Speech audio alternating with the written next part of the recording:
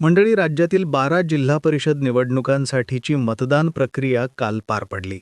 उपमुख्यमंत्री अजित पवार यांच्या निधनामुळे राज्यात जाहीर करण्यात आलेल्या 3 दिवसांच्या दुखवट्याच्या पार्श्वभूमीवर या निवडणुकांच्या तारखेमध्ये बदल करण्यात आला होता. 5 फेब्रुवारी रोजी होणारं मतदान काल 7 फेब्रुवारी रोजी पार पडलं, तर मतमोजणीची तारीखही बदलून 9 फेब्रुवारी करण्यात आली. दरम्यान काही अपवाद वगळता सर्वच ठिकाणी शांततेत मतदान प्रक्रिया पार पडल्याचं चित्र पाहायला मिळालं. मतदारांनी मतदानासाठी चांगला प्रतिसाद दिल्याचं देखील पाहायला मिळालं. या निवडणुका पार पडल्यानंतर या निवडणुकांचे निकाल हाती आले आहेत.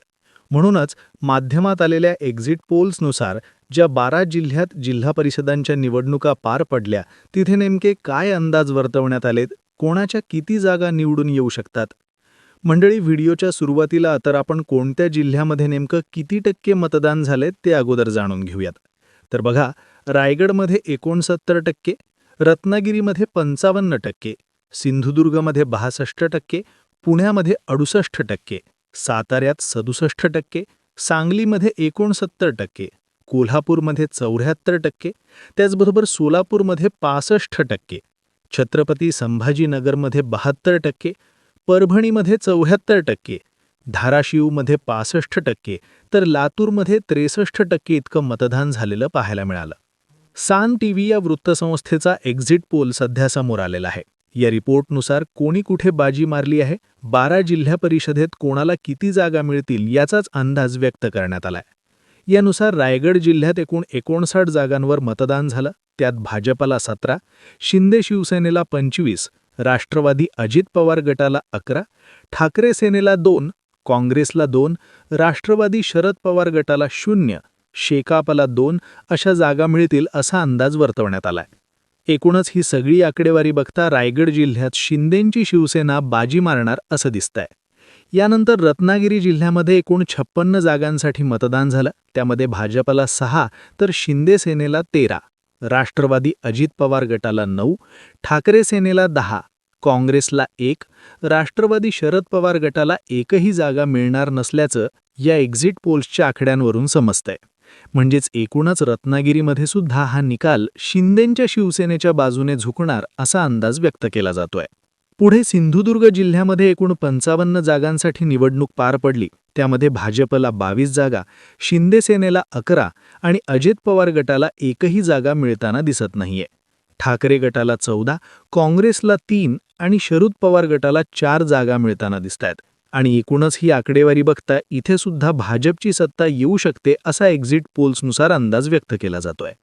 त्याचबरोबर धाराशिव जिल्ह्यातला जर निकाल आपण पाहिला तर इथे एकूण 61 जागा होत्या. त्यामध्ये भाजपला 25, शिंदे सेनेला 4, राष्ट्रवादी अजित पवार गटाला 5, ठाकरे सेनेला 0, काँग्रेसला 14, राष्ट्रवादी शरद पवार गटाला 11 आणि इतर 2 अशी आकडेवारी समोर आली आहे. आणि सांगली जिल्ह्यामध्ये देखील भाजपने बाजी मारलेली दिसते आहे. त्यानंतर कोल्हापूर जिल्ह्यामध्ये एकूण 68 जागांसाठी निवडणूक पार पडली. यामध्ये भाजपला 13, शिंदे सेनेला 14, राष्ट्रवादी अजित पवार गटाला 10, ठाकरे सेनेला 0, काँग्रेसला 14 आणि राष्ट्रवादी शरद पवार गटाला 3, जनशक्तीला 6 आणि इतरने 8 जागा मिळवल्या आहेत. आणि एकूणच इथला निकाल बघता शिंदे शिवसेना इथे आघाडीवर असल्याचं दिसत आहे. याचबरोबर सोलापूर जिल्ह्यामध्ये एकूण 68 जागांसाठी निवडणूक पार पडली. त्यामध्ये भाजपला 36, शिंदे सेनेला 7, राष्ट्रवादी अजित पवार गटाला 10, काँग्रेस आणि ठाकरे सेनेला इथं एकही जागा मिळताना दिसत नाहीये. राष्ट्रवादी शरद पवार गटाला 9, सांगोला विकास आघाडीला 2, करमाळा विकास आघाडीला 4 जागा मिळताना दिसतायत. आणि एकूणच ही आकडेवारी बघता इथे सुद्धा भाजपची सत्ता येऊ शकते असा एक्झिट पोल्सनुसार अंदाज व्यक्त केला जातोय.